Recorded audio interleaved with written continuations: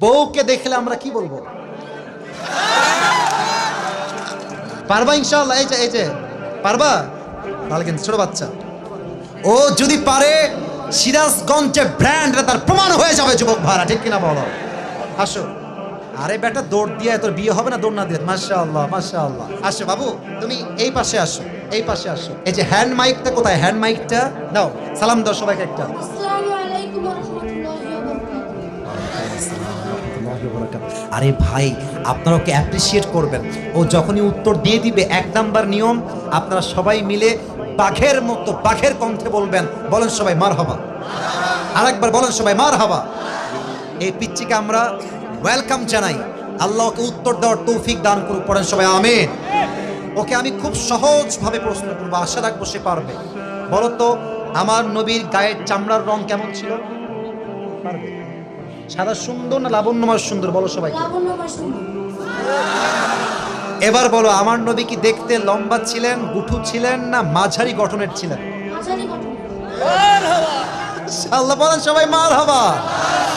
এবার বলো, আমার নবীর চেহারায় দাড়ি কি ছোট ছিল না চাপ দাড়ি ছিল?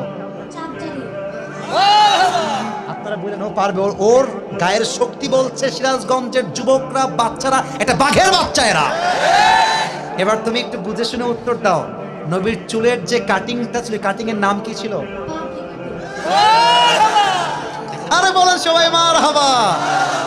এবার বলো তো, নবীর হাতের তালু কেমন ছিল? নবীর হাতের তালুটা এটা কি শক্ত ছিল না মুলায়ম ছিল? মুলায়ম ছিল।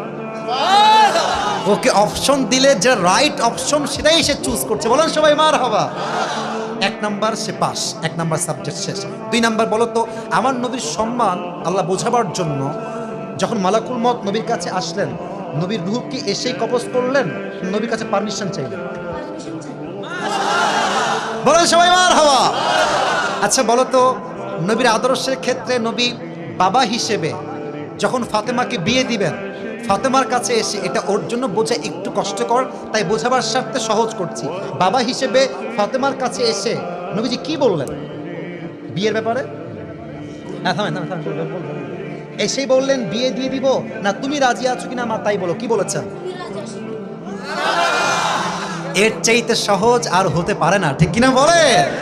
আচ্ছা এবার তুমি বলো তো, নানা হিসেবে নবী কেমন ছিলেন? আমি বলার জন্য একটা হাদিস বলেছিলাম, যখন হাসান হোসাইন আসতেন নানার কাছে, হাসান আর হোসাইন সালাম দিতেন আগে না নবী নিজেকে সালাম দিতেন?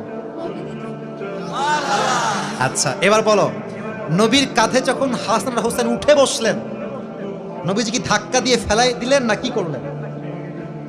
দেন নাই। বলে সবাই মারহাবা।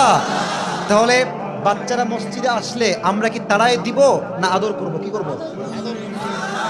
ও নিজেই বাচ্চা, বলে সবাই মারহাবা। এবার হচ্ছে শেষ কথা, শেষ ভালো যা, লজ্জা নাই। বলো তো, বউকে দেখলে আমরা কি বলবো? বউকে দেখলে আমরা কি বলবো? এই তোমার নাম কি?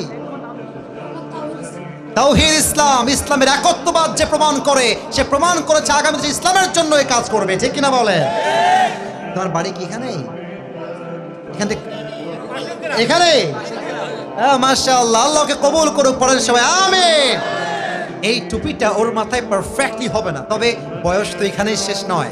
একদিন সে বড় হবে, একদিন এই চেয়ারে এই বাচ্চা কথা বলবে, ঠিক কিনা বলে?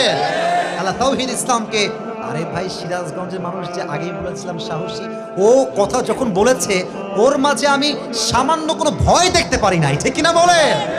আল্লাহকে ইসলামের সৈনিক হিসেবে কবুল এবং মঞ্জুর করুক, পড়েন সবাই আমিন।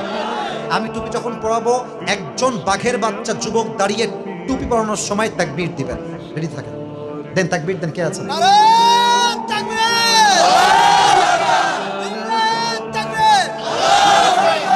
ওকে সুন্দর লাগছে না মাশাআল্লাহ দেখতে? আল্লাহ তাওহীদকে কবুল করুক, পড়েন সবাই আমিন। আল্লাহ ওর মাকে, বাবাকে, পুরো পরিবারকে ইসলামের জন্য কবুল এবং মঞ্জুর করুক, পড়েন সবাই আমিন। তাওহীদ তুমি ওখানেই বসে পড়ো, স্যারের পাশেই বসে পড়ো। মাশাআল্লাহ।